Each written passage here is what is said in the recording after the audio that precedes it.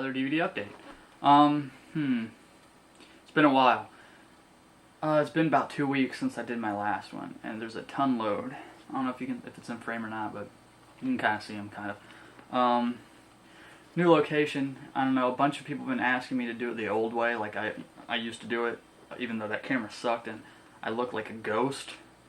But you gotta remember that camera was from when I was in like 6th grade. It's a Hitachi, and I bought it a long time ago. So, you know, and it's been moved a lot since then, thrown around and beat up and stuff, but I really looked like a friggin' ghost, like an albino back then. But people have been asking me to do it in front of a camera again. The reason I switched to doing it DVD M style or whatever, like a bunch of you guys do, is because when I seem to sit away from the camera, I seem to have to raise my voice, and even in the and then you can't really pick up my voice too well. But in the program that I edit in and stuff, I knew you could always raise the level of the voices, but I just never thought of doing it. Then people said that my voice was low on the videos, so I went to this where my mouth is right by the microphone, so you could hear just fine. But if there's any problems, I'll just raise the levels in the editing software, and hopefully it's all good. But setting's cool. Got the DVDs behind me, so that's kind of relevant to the situation. Alright, let's just stop rambling and get on with it. Most of these, unfortunately, I went to Big Lots, which is a blessing and a curse all at the same time, because there's always a bunch of stuff I want. Most of the stuff I buy at Big Lots, though, is blind buys, so you never know if it's going to be good or not. I just get what looks interesting to me and what I think I might like. And the others I got at the PX, which is at a store on the Army base, in their $5 bin. And then some I got on eBay, and some I bought from a YouTube user who is selling some of his DVDs, and they're pretty cheap. So when I get to those, I'll let you know. And the link to this guy will be in the side. Well, I don't like this new location because you can see the reflection of the windows in my glasses. Hopefully that's not too annoying. Anyway, let's get on with the movies out of this update that I've watched. And since it's been 2 weeks, there's quite a few that I've gotten to watch in this update, which is always a good thing. The first one I got for $5 in the $5 bin at the Army base, and it's the widescreen collection. It's a Hot Pursuit with John Cusack in it. When did this come out? 87. So I watched this, and it's a pretty good movie. Pretty good typical 80s movie. It's got John Cusack here, who's in college, and he's about to get ready to go on a summer vacation to the Caribbean, however you want to say it, with his girlfriend. But he has to study for he has to pass one last chemistry test, and his roommate is a real slob, and never lets him study, so he goes to the chemistry lab to study. But his girlfriend comes up a day early to surprise him, so he can't get anything done, and he accidentally falls asleep without studying, and so he fails, and he can't go. But then his teacher visits him, and he's like, if you can answer this one question right, I'll let you pass. And I'm not trying to give anything away. This is all within the first 6 minutes of the movie. His girlfriend comes to pick him up, but he tells her he can't go because he failed his chemistry test, and so they leave without him. And then his teacher comes over and lets him pass because he gets the answer correct and is able to pass. And then he basically is in pursuit of them the whole movie, trying to catch up with his girlfriend in the Caribbean, and he goes all sorts of hijinks and stuff when he gets over there. And and Ben Stiller comes in really young. I don't know if I haven't showed that yet. Ben Stiller, look how young he is back there. But Ben Stiller plays one of the bad guys, and his dad's in this, Ben Stiller's dad. And his girlfriend and his family, go on one of those not yacht cruise. It's not really a yacht. It's kind of a smaller boat, but where they go island hopping. And so John Cusack meets up with this sea captain who is looking for the boat that his girlfriend is on, because Ben Stiller steals boats basically, and he stole his boat, the captain's boat. So John Cusack teams up with this drunk captain guy to chase after them in his boat, and it's a pretty good movie. And that's the disc. There he is. It's a pretty good movie. I liked it. But being a widescreen collection of Paramount means it has no special features whatsoever, bare bones. It doesn't even have, let me see here, it doesn't even have theatrical trailer on this. But that's Hot Pursuit. Man, I'm not good at explaining movies, I'm sorry. But the next one up, I got a Big Lots for $3. And it's called Dirty War.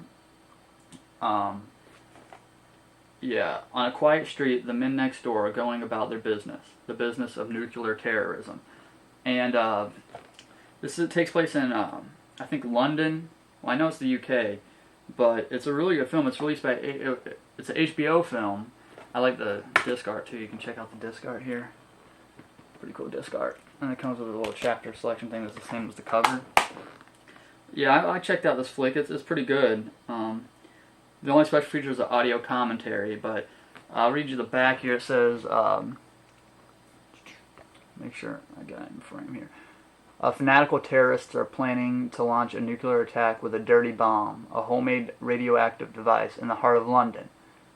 From Scotland Yard's Central Command to Muslim undercover detectives, local authorities are operating on high alert while the government agents scour the city, desperately searching for the source of the threat.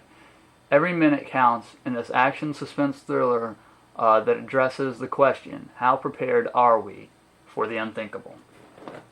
So yep, that's Dirty War. It's actually a pretty good movie. I was surprised. And only got for $3 at Big Lots. So you guys should go there and check it out. Okay, next is another $3 Big Lots buy. Blind buy on this one. Actually, Dirty War was blind as well, but this one turned out to be a pretty cool flick. It's kind of in the lines of... this is Spinal Tap, but it's called Still Crazy. Let's see, what did it win? Golden Globe nomination for Best Picture and Best Original Song. It's about a popular band in the 70s. A popular band that was popular in the 70s, I should say, tries to get back together like 20 years later or something like that.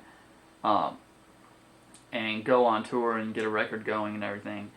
And it's a really good flick. Just touched it there, but flipper disc because it comes with full screen and widescreen. And actually it comes here with, an insert here. It just does a little write-up. So yeah, that was that. And it's kind of cool because, it starts off with their concert, their concert that ended their careers, basically. They played it, and then like some storm came through and lightning struck and everything, and they just decided to disband or whatnot. And then of course it shows them in all their lives now as they go around trying to find the other band members and get them back together. And then it shows them get back together and go around playing, just crappy little clubs and stuff like that, and they're rise to the top again. And this was a very, very funny movie. Well, not very funny. I'm sorry. Shouldn't really say that. It was good. It was good enough.